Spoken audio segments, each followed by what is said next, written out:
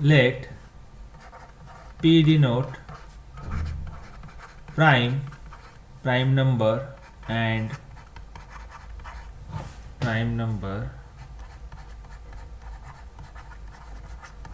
let A belongs to Z be any integer such that P does not divide A, that is GCD of AP is equal to 1, then A raised to P minus 1 congruent to 1 modulo P. In other words, we can say that here A raised to P congruent to A modulo P. So what this Fermat theorem says, if P is any integer such that and P is any prime number and A belongs to Z be any integer such that P does not divide A, then A raised to P minus 1 congruent to 1 modulo P. Now we can apply Fermat's theorem to solve an example of the type such as first example, find a remainder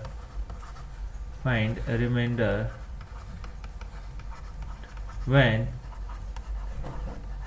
4 raised to 64 is divided by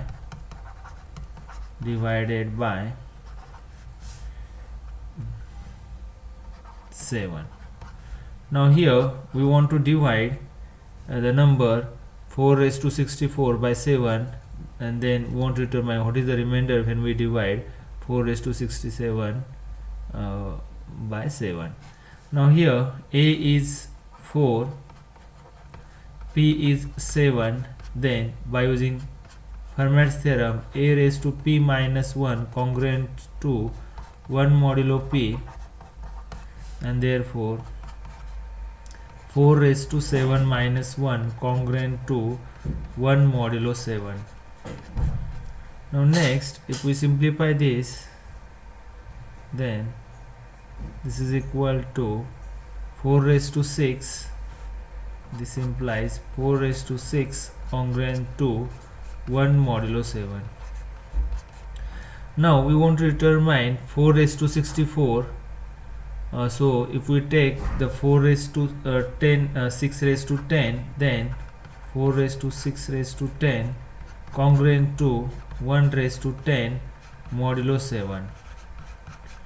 Then since we know that if A congruent to, we use here, if A congruent to B modulo m, then A raised to n congruent to B raised to n modulo m. Okay, by using this property we can say that here 4 raised to 60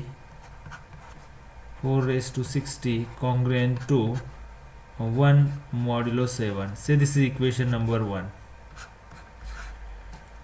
Now next we want to determine we want to determine 4 raised to 4. Since it is 4 raised to 60, we know that 4 square is equal to 16, and which is congruent to 2 modulo 7, and therefore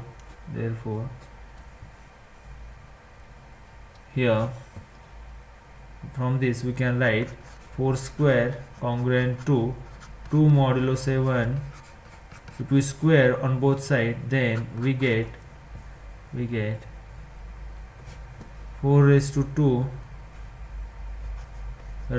2 congruent to, say, 2 raised to 2 mod 7. So here it is 4 raised to 4 congruent to 4 mod 7. So this is equation number 2. Again, by using the property, if A congruent to B modulo m,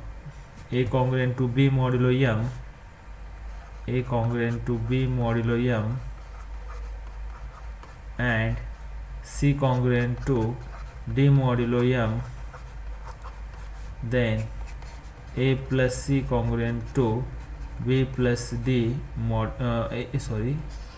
AC congruent to VD mod m.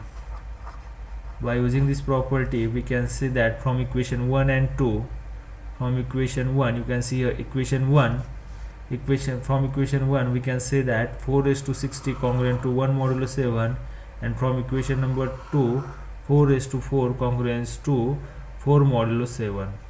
So from, if you multiply equation 1 and 2, then 4 raised to 60 into 4 raised to 4 congruent to 4 into 1 modulo 7. So it is equal to 4 raised to 64 congruent to 4 modulo 7, and this implies if we divide 4 raised to if we divide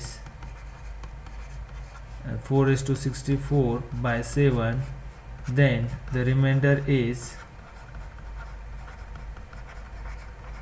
equal to 4. Remainder is what? 4. By using, we apply here Fermat's theorem.